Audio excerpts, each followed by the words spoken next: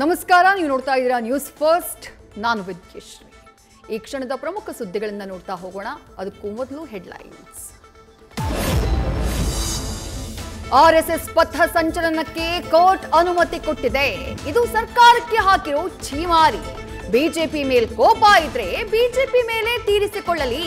ಸರ್ಕಾರದ ವಿರುದ್ಧ ವಿಪಕ್ಷ ನಾಯಕ ಆರ್ ಅಶೋಕ್ ವಾಗ್ದಾಳಿ.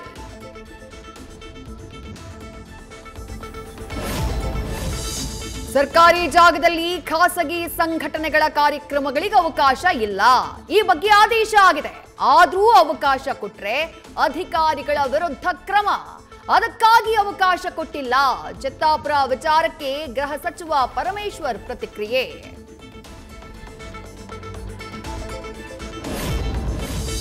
ನನ್ನ ಕ್ಷೇತ್ರದಲ್ಲಿ ಆರ್ಎಸ್ಎಸ್ ಪಥ ಸಂಚಲನಕ್ಕೆ ಪ್ಲಾನ್ ಮಾಡಿದೆ.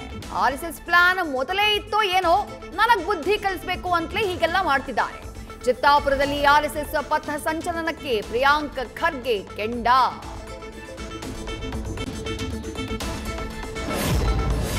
ಹಾಸನಾಂಬೆ ದರ್ಶನಕ್ಕೆ ಬಂದಾಗ ಎಚ್.ಡಿ. ಕುಮಾರಸ್ವಾಮಿಗೆ ಅವಮಾನ ಮಾಡಿದ ಆರೋಪ. ದೇಗುಲದ ಬಳಿಯೇ ಪ್ರತಿಭಟಿಸಿ ಜಿಲ್ಲಾಡಳಿತದ ವಿರುದ್ಧ ಜೆಡಿಎಸ್ ಆಕ್ರೋಶ.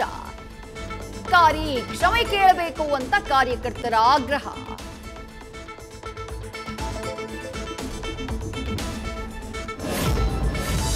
ಸಂಚಾರಕ್ಕೆ ಸಂಚಕಾರ.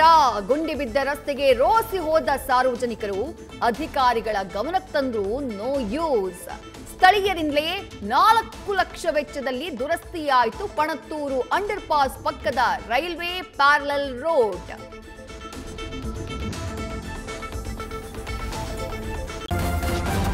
ನ್ಯೂಸ್ ಫಸ್ಟ್, ನಿರ್ಭೀತಿಯಿಂದ ನಿಮ್ಮ ಪರವಾಗಿ.